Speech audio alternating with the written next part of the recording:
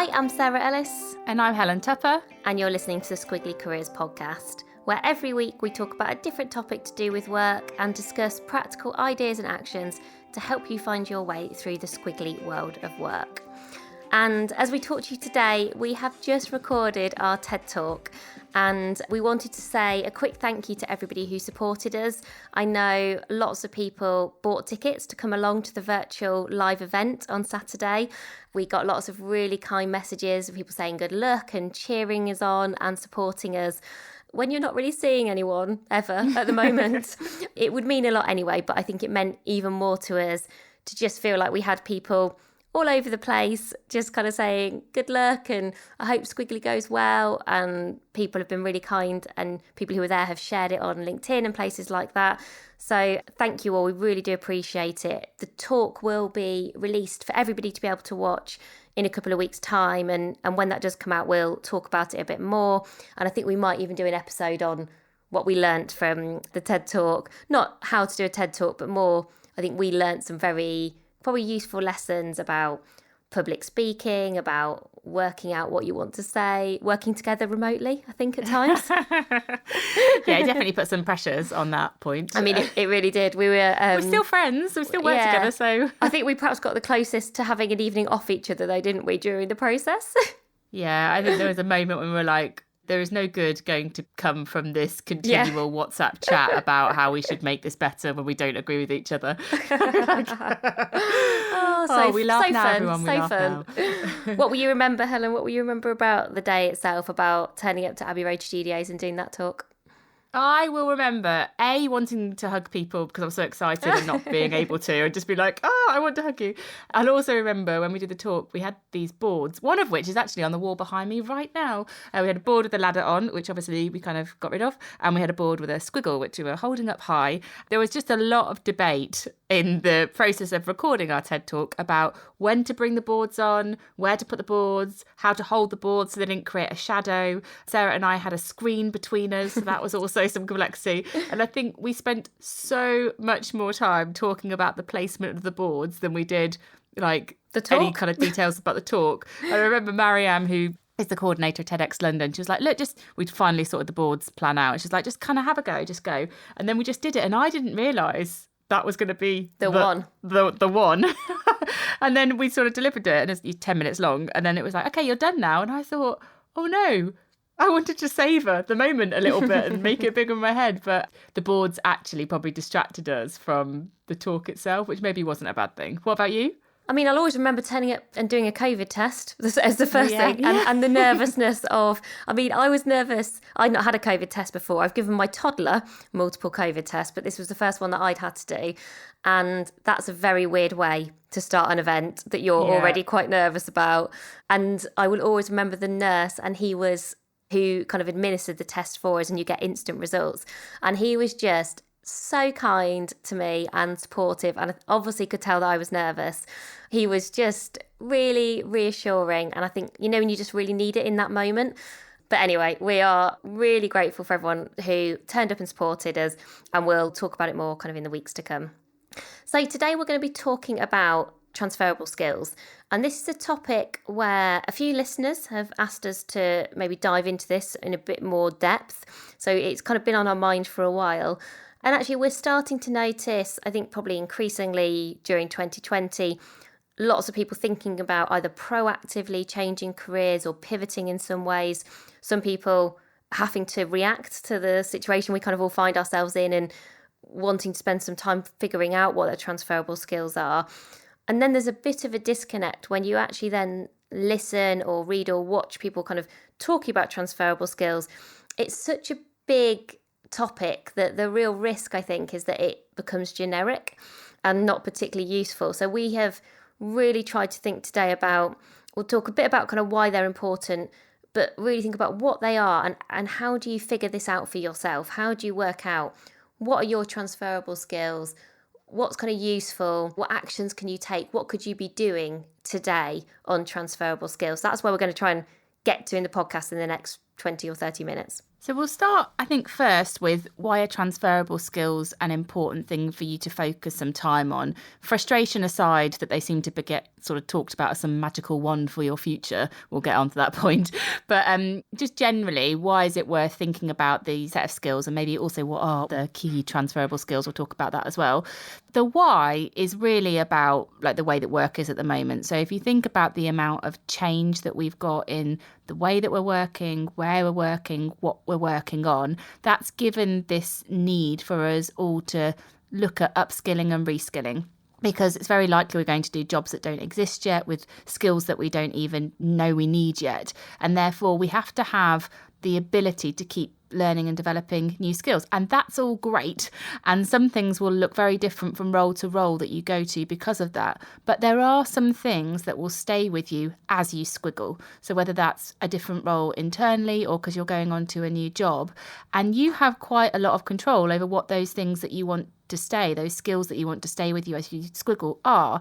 And the point is that those skills, which we will call your transferable skills, the things that you want to stay with you as you squiggle, they are the things that give you some consistency and control in an uncertain and quite complex world of work. So when there's a lot of change going on, you don't have to change all of your skill set all of the time. Actually, there's almost like a baseline. I think you can take a lot of confidence from, like a baseline skill set that no matter what job you go and do and what company you go and do it in, you know that you are going to bring those skills and you can keep investing in them and you can keep improving them, but you don't need to radically change them. Whereas there might be some other skills that you do need to radically change because technology is different or it's a completely new product that you're working with or something like that. There will be some things that are brand new, but these transferable skills are things that you just continually build on, you continually get better at them, and they're like a confident baseline that you can take with you. And so that's why they are important. They give you some consistency in quite an uncertain and at times quite complicated world of work. Yeah, and I think that distinction between what skills stay with you and making sure you've then also got enough space for new skills is a really nice way of thinking about it, because I think we know that having a beginner's mindset, and we know that there will just be some things that we want to learn that we just don't even know about yet. And so we always want to create the space and make sure that we leave some space for that. And then we want to, at the same time, be confident in what's going to stay with me wherever I squiggle. If I'm going to have 5 different types of career, and those types of career could be about the industry you're working in, how you're working, where you're working, what you're working on, those changes can look and feel very different for us at different times in our life. This kind of idea of sticking in space, I think, is really helpful to consider. So can we talk a little bit about the master list of transferable skills? Of which there isn't one. So we started to look, everybody, for like, okay, what everyone talked generically about these transferable skills. What are the top 10 transferable skills? And there are so many reports and there are some consistencies. So, you know, like communication, problem solving comes up quite a lot. But some of these lists have like 21 transferable skills you need. Some have 10. Some I've got like 100. And we got to the point of thinking, we don't think it's that helpful to have a generic list of uber skills because there's like lots of different lists, to be honest with you. And also these skills are just so big that it's not that helpful to say, oh, Sarah, you need to know communication, problem solving and analytics, because if Sarah does a completely different job to me, then actually what those skills look like in practice for Sarah are going to be really, really different because they're almost just too big to be helpful. So one of the things that we found helpful in our workshops and that we've done ourselves when we're thinking about transferable skills is start with yourself, kind of not worrying about other people or any of these lists of skills that we'll kind of talk about in a second, but think about how you do your job today. So often some of our job specific things are more in the what we do, whereas the hows, like how we get our job done, tends to be something that we can transfer regardless of industry or career. A useful coach yourself question here is to think about, imagine you are going to do your friend's, someone in your family's job on Monday. So a job that you've got zero experience in, no kind of knowledge or expertise in. what are the skills that you would take with you into that job? So this is not you pretending to be them. This is you being you and going to kind of do this imaginary role and thinking, okay, well, I wouldn't be able to rely on knowledge and kind of technical expertise. The only thing I would have would be my hows. So what would those be? What might I take with me? So Helen, let's give a couple of examples to people here. So what job are you going to imagine yourself doing? I always find this really fun. I love imagining different jobs. I am going to go and be a teacher. Like, I'm going to be a lecturer in a university. That's what I'm going to do on Monday. What are you going to lecture in? I need to know the gosh, specifics. Sarah, God, you asked me lots of hard questions today. I don't know, behavioural science. Not that I could. That's sort of the point. If I'm just plucking things out of the air, I'll go and do that. Okay. I'm somebody's sort of infill for the day. They're sick and they've gone, Helen can teach behavioural science. Okay, so you don't know much. Let's assume you don't know very much about behavioural science, which presumably you don't. Not that much, no. So what would you take with you? What might your house be? Okay, so rapport building really, really quickly with lots of people. So the other lecturers, I'd be like, how do you run a session with students? Yeah. So I'd ask them really, really quickly. I'd get their lesson notes. And probably with the students in the class itself, like I would build that sense of connection with people really, really quickly. So that would be like my kind of go-to Helen skill that I would use. And then I think the other thing would be like energy. So I'd think, okay, it might not be the most expert session you've ever been in because I don't know this topic very much, but it will be the most energizing. So I would get people talking to each other and sharing, and they'd come away going, that was amazing. I don't know what I learned, but I feel a lot better. So yeah, energy and rapport would probably be my go-to. I could actually imagine you doing that job, whereas when I do these things, I just think, oh, what can't I do, or what do I really not know anything about? So I went with gardening. Okay, right. Partly, I think, because I love visiting gardens at weekends. Most of the ones I particularly like going to are closed at the moment, or you have to be very organised to book, and I never am. So I'm missing going to those gardens. So I'm imagining turning up and being a gardener in big grounds, like in a National Trust property or something. And I think one of the things that I would always take into any role is being able to come up with ideas from scratch. So if somebody said, we don't know what to do with this bit of land, or what could we create here, that doesn't faze me. I would always go, oh, I find that interesting and exciting. So I'd be thinking about, could we do a sensory garden? Could we do something that'd be really fun for babies? Could we do something that'd be really fun for kids to climb on? Could we introduce some animals here? I would find that just really fun.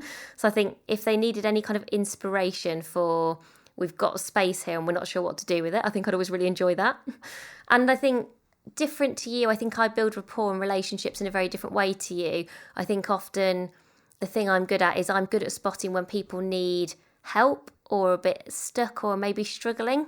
And you always say the thing that I'm good at is knowing when someone needs a coffee. And I think I am good at going, oh, do you want a cup of tea? Should we just go for a little walk and have a coffee and just have a chat? Not putting people under pressure, but hopefully being there to listen and to help. I think you probably build relationships primarily, at least at the start, through empathy, whereas at the start I would probably do it through energy. Yeah, that's true. Probably a bit of a distinction between us. And I think it all nets out, hopefully, good relationships with people that are slightly more diverse than just those two things. But our starting point probably is you coming at things from a position of empathy and me from sort of the energy point.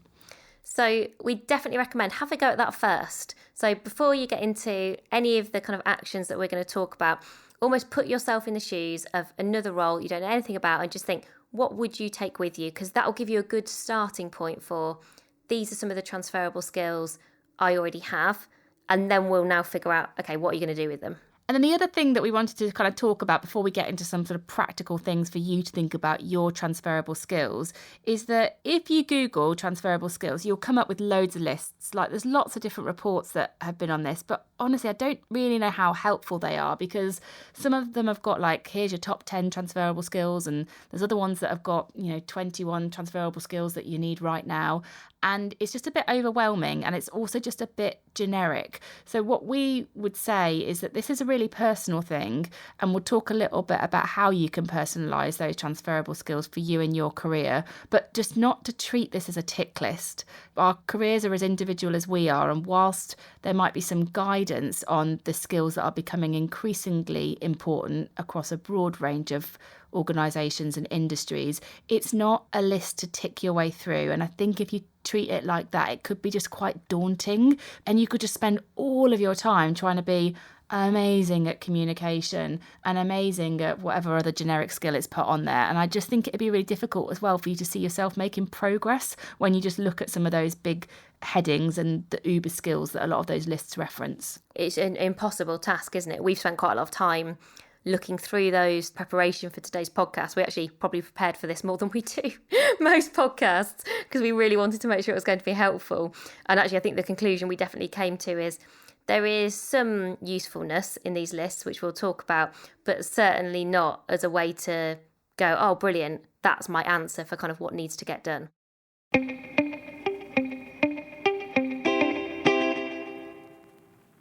So the first thing we want to do is to help you to get to a list of transferable skills that are manageable for you to invest your time in improving, but are also relevant to you and your career. So getting away from that generic tick list into something that's actually useful for you.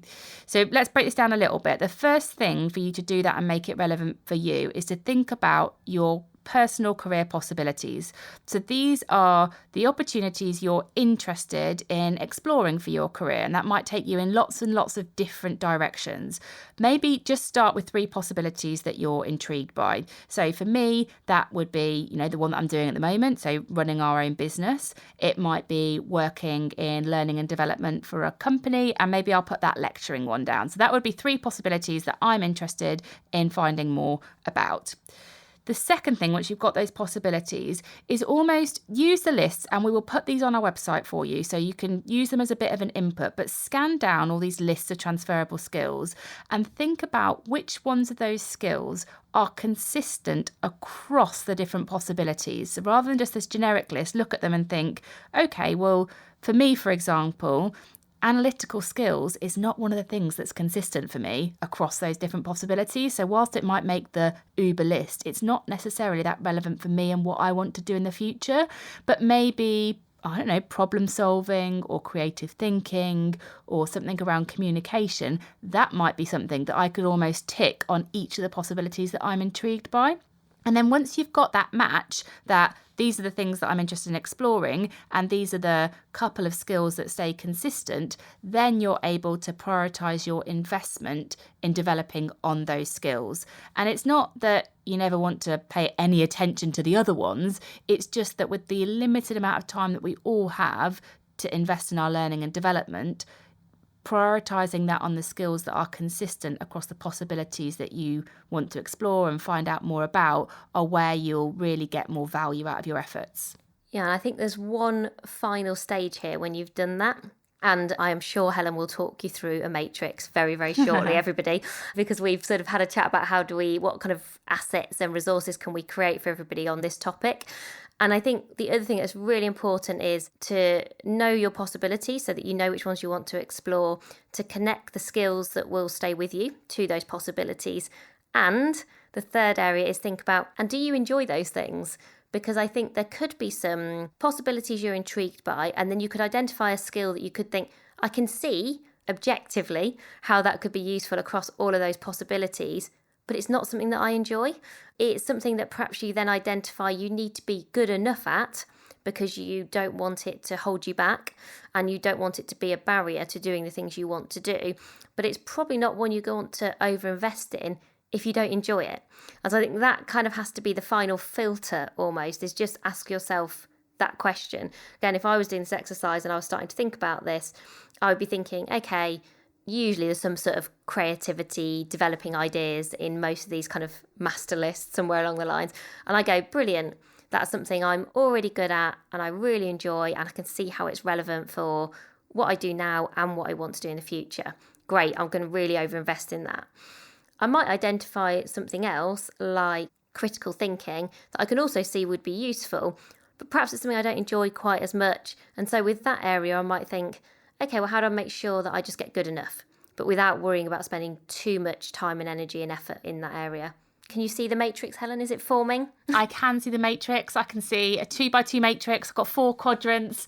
I don't know how clearly I'm going to explain this to everybody. So Pod Plus might be a good thing for people to join us on this week. But I think the matrix is something around Do you enjoy it, high and low? And is it useful, high, low? So, for example, something that is high enjoyment and high usefulness that's definitely like a priority area. But something that is useful but isn't something that you enjoy, it might just something that you kind of give a bit of attention to, because you don't want to ignore. If it's useful for you in your career, you kind of want to be aware of it, but you don't necessarily want to engage in it. I'm going to give it some more thought, Sarah, and then maybe on this week's Pod Plus, I will draw it and share it with everybody. And if you're listening and you're thinking, oh, I can't make Pod Plus, we do it every Thursday at 9 o'clock UK time for 30 minutes. We record every episode, and we usually share any of the models that we create will be on Instagram as well. So that's just @AmazingIf. So the second idea for action on transferable skills is to break them down. So the problem with these transferable skills is these are really big topics in their own right. So even as I'm kind of looking at them now, there's just these big headers that just say creativity, leadership, communication. And you think, crikey, that's a life's work in themselves, that even just one of those getting kind of really brilliant at those things. And so I think when you start to think about your transferable skills, just be wary of sweeping statements, I sometimes call them, like going, oh, it's all about communication. I think instead really challenge yourself to break down that kind of big master transferable skill into loads of sub-skills. So what are all the skills that you need to develop that ladder up to and kind of build up to that kind of big skill? So if it was something like communication, you might think about, okay, well, if it's written communication, what types of written communication? Is it listening? Is it listening in certain contexts, in certain kind of meetings? Is it about speaking? What sort of speaking am I doing? Is it spontaneous, as in within a meeting, offering thoughts and opinions? Is it practice presentations? What are the other things that will help you with that communication? Is it things around confidence, like self-confidence? Are you usually doing that communication by yourself or with other people? And so really start to kind of break down that skill so that then, again, you can start to think about, actually, I feel quite confident in my written skills, for example, you might think, and actually through my day job, perhaps you get a lot of practice kind of doing those things, but it might help you to really identify in a very specific way. But you know what? I've not given much thought to my listening skills, for example.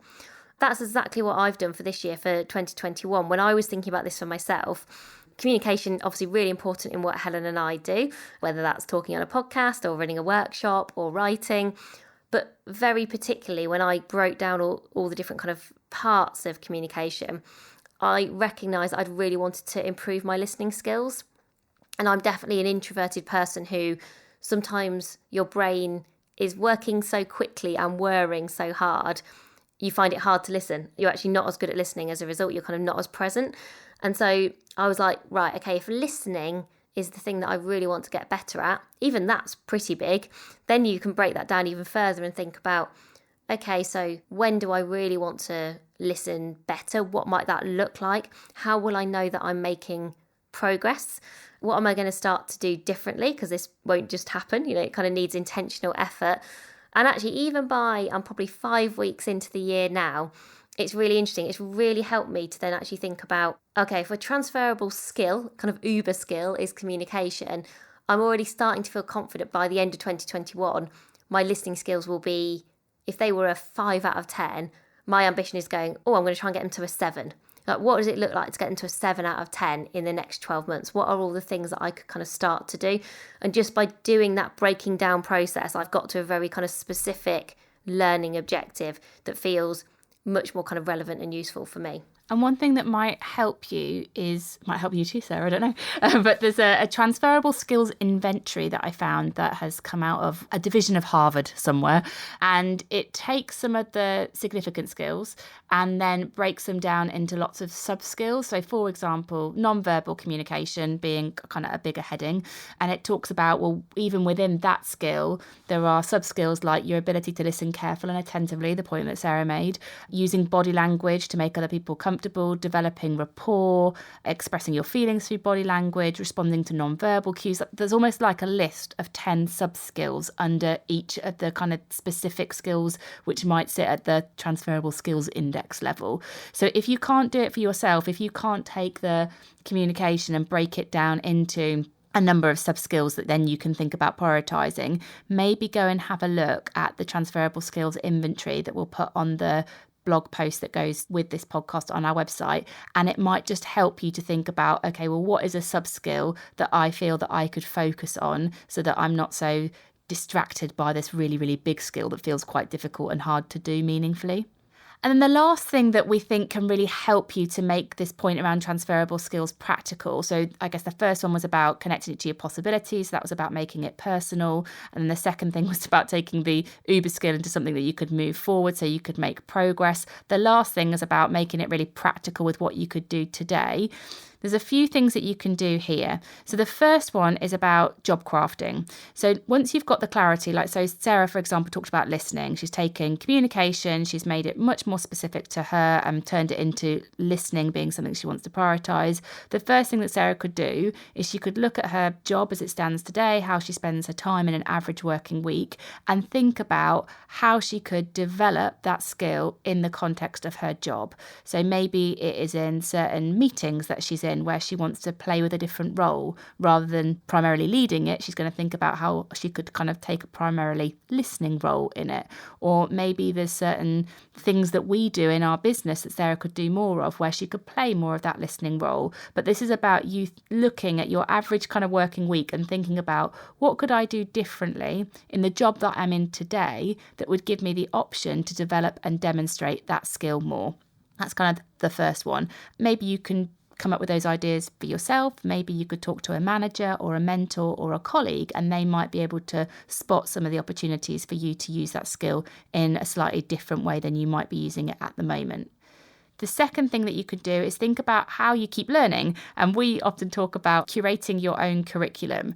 And this is about thinking about the sources and resources that you can invest your time in that can help you to improve your skill. So maybe it's something that you are reading. Maybe there's some books on this topic, like creative problem solving or listening or building rapport that you could read. Maybe there are some TED Talks where people have talked about this and their perspective and how they've done it. Maybe there are some podcasts that are really specific on the topic. It's about you bringing all those sources together and spending some time with them, because it might help you to think about how you develop that skill in different ways. And then the last thing, in terms of practically what can you do right now to improve that skill, is to look outside of work. Are there initiatives, projects, volunteering, passion projects for you? Are there things that you could get involved in outside of work that would help you to use that strength and develop that skill in a slightly different context? Because this doesn't always have to be about the day job. Sometimes when we develop skills in very different contexts, it can help us to be more skillful because we just have like a more diverse experience of using that strength, and that might be because you're doing it with different people, or it's a completely different environment that you're doing it in than a day job. But ultimately, we talk about frequency builds competency. Like the more you use that skill, the better you will get at using it, and you can bring that betterness to kind of whatever context it is that you're using that skill in. So we hope that's been really helpful for you, and we've done our best to try and take what is a big topic and make it useful in the here and now. We'd love to know from you if there's anything we've missed, or if you've still got gaps or you're stuck, let us know, because this is not a topic that's going to go away, and we want to make sure we can bring all of our practical usefulness to it. And we will start to think about, there might be some resources that we create outside of the podcast. Helen will get on the case with her matrix. But if there is more that we could do here, we would love to know. Usually the easiest way to get in touch with us is on Instagram. We're just at AmazingIf, or you can always connect with one of us on LinkedIn and send us a message there. Just let us know you've listened to the podcast, just so that we kind of know who you are. And then again, just, give us some feedback in terms of, what does this topic mean to you? And just, is there anything else we can do to support you? Because I'm sure we'll keep coming back to it kind of over the next year or so. And so just to kind of recap on a few things that will help you, if you do want to have a look at some of those lists and like the skills inventory that we mentioned, just go to amazingif.com. It'll be under the podcast and you'll find all of that there. The other thing would be Pod Plus. So if you do listen to this in time, you can come to the live session on Thursday of the week this podcast goes out, or just go to amazingiflearning.com and then you'll be able to catch up on the recording. And then last but not least, Sarah did do a podcast. It's number 183. I'll link to this this as well in the post, which was called A Reskilling Revolution. And that was with Pip Jameson and Jimmy McLaughlin. And that could be a really good follow-on listen as well, if this is an area you think you want to immerse yourself in a little bit more and you want to hear some other thoughts and perspectives on it as well. So we hope that's been useful. As ever, if you get a moment to rate, review and subscribe, it means that we can share our podcast with lots more people, and it does something clever with algorithms that neither of us quite understand, but we know that's they're not one important. of our transferable skills. Yeah. It's going to be consistent across our possibilities.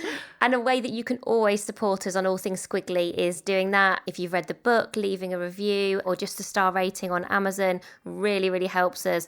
And it's sort of one of those things, I think, until you're sort of in that world of being in a small business, you don't probably appreciate just how much those things matter.